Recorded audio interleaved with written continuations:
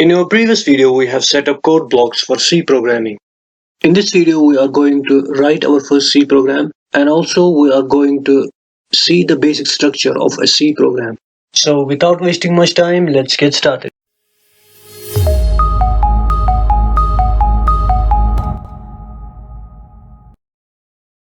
So let's quickly open code blocks. And first thing that we have to do is to create a project. So go to File, New, and then click on Project. Now here you have to select Console Application and click on Go. Now you have to click on Next and then select C. So one thing that I would like to mention is that with code blocks you can also do C++ programming.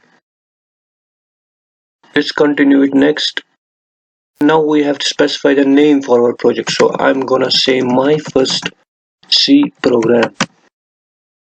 Now you have to specify the location where you want to place your C program. So I have already specified this location. So I'm gonna select this folder. Now you have to click on Next and then click on Finish. Now in order to access our C files, we need to bring a project manager. And to do that, you go to View and click on Manager.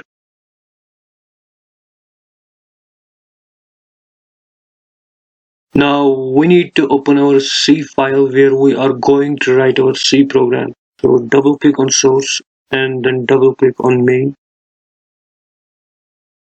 Now as you can see, the code blocks has automatically generated some C code for us, so we are not going to use that, so we're going to delete it.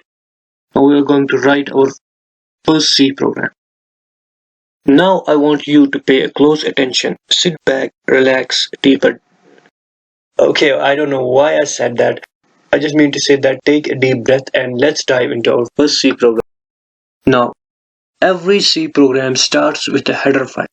As the name suggests, it's always on the top.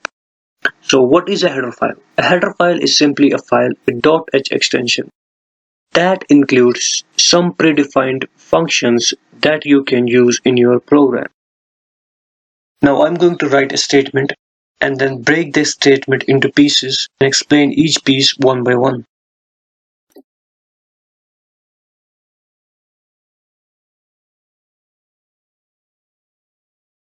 So the first thing that we see here is this hash and then this include. So if we combine them together, they make a meaning, and this is known as a preprocessor directive. And what this will do, as the name suggests, is it is going to include something. And what it is going to include is this header file. With this preprocessor directive, I am going to include this header file.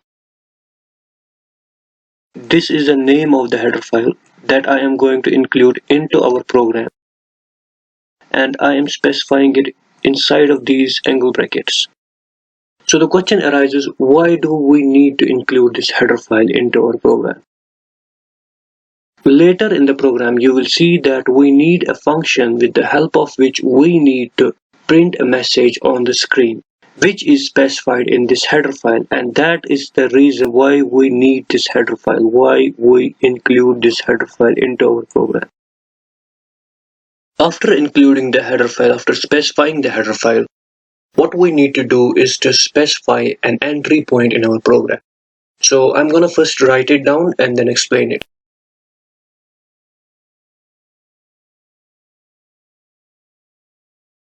Now the first thing that we notice here is this int. So what is int?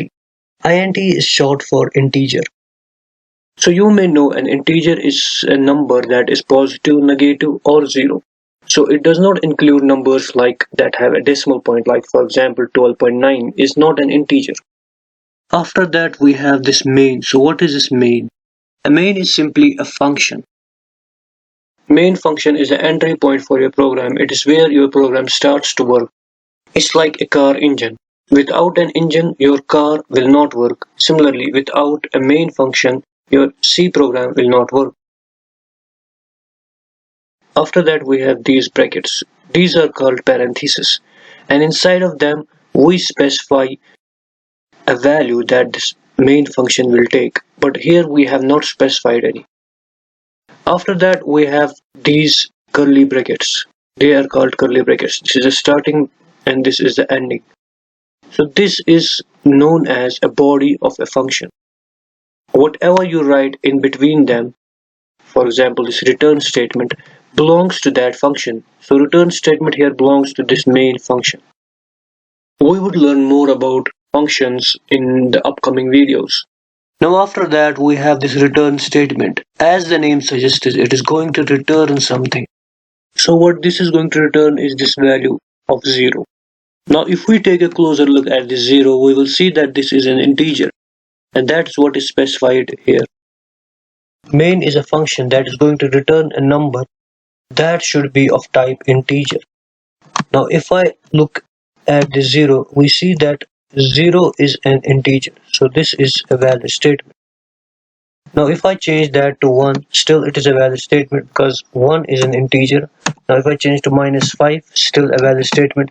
Now if I change that to 6.8, now you will see that this is not an integer because it has a decimal point. An integer does not have a decimal point. So this value is not of type integer, and this, which means this statement is not a valid statement. Let's go back to 0. After that we have this semicolon. This is known as a terminator, and as the name suggests, it is going to terminate something. It's going to end something. Now because it comes after the 0, which means it's going to end this statement right after 0. This all may look very strange to you, but don't worry, it will make more sense with more practice. Now the last piece of puzzle is to write a message on the screen.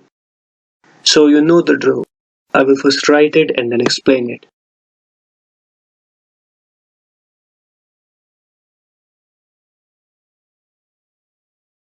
So what is this printf?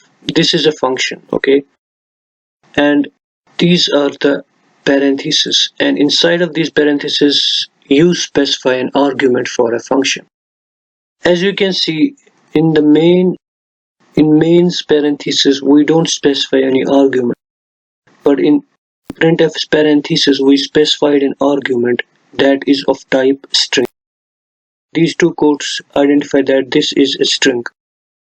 So whatever you write in between these two quotes will be the content of the string. So hello YouTube ... an exclamatory mark is the content of this string.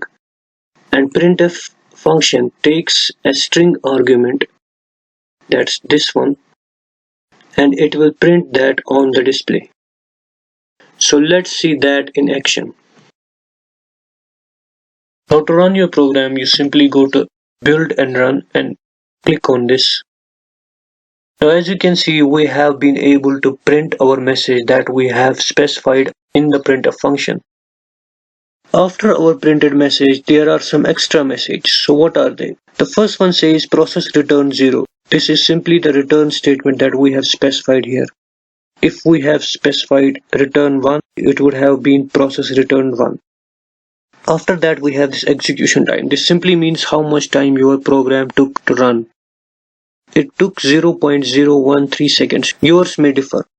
And the last message is press any key to continue. Now if I press any key, the program will exit. So pressing any key. And that is how you write your first C program. Now let's delete this header file and see what happens when we run our program. Now let's remove this header file from our program. And now let's go to build and run to rerun our program. Now as you can see, there is this red rectangle right next to printf function. So that specifies there is an error. Now to see the error, you can simply go down to logs, and as you can see there is this error implicit declaration of function printf, which simply means that we need an header file that we just deleted. So we need that header file in order for printf function to work, because the specification of this printf function is defined in that header file. Let's bring back that header file.